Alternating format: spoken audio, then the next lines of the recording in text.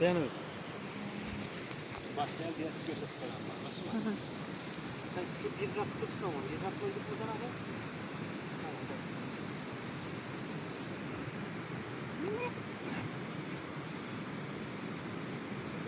Ha. Ben katladım. Ha. Serken 40 yaşa gidecek. Dedem 40 yaşta işte. Dedem 40 yaşına. Gittik. O yerden köp oldu ne kadar kalkmalı.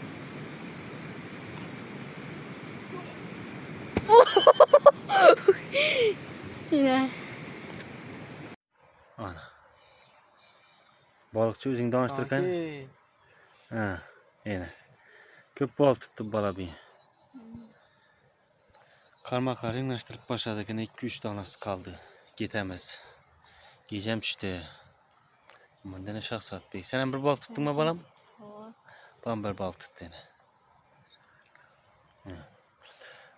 Noşta gecesi balık tutmaya geldi köp yine. Yine. Mama bu ala geldi. 2 niva. Ben de erkatında oturuptu. Ben de maşilla boyuna. Buğa tutup otarttı. Yine bu kana bu asal bir rakta yine. Bu karmak taşı oturup tane bu. Eman da yine birisi ben. Tortma.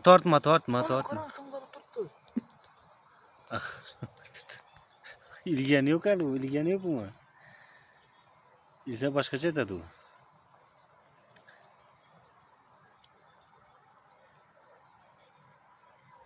Kıyaşam zor bulup batıyordur. Onda tağ yine.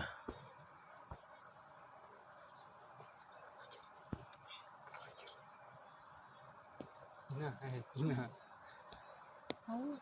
Blogger dese. Blogger, YouTuber. YouTuber desem. YouTuber. Blogger. Content maker. Erten işte kapkara oturanlar var.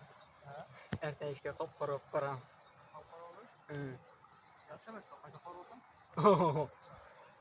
Evet. Mağunçalı kümedir. Soyada kaç verdin yoksa? Sen ciprin var ahı. Ben uyladım diyeyim.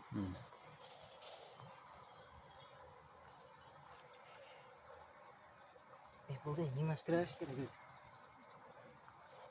Gitar misin? Dede tortuk göreyle.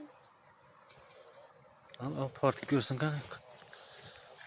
Al kaçın tartık görüyorsun. Beş şahsat bir tarsın. Ne tartık görsün kan? Devlet. Tart.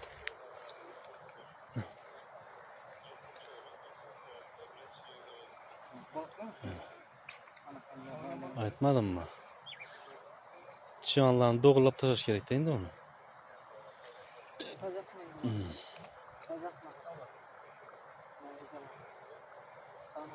Mamam tortuk göre. Tart. Al.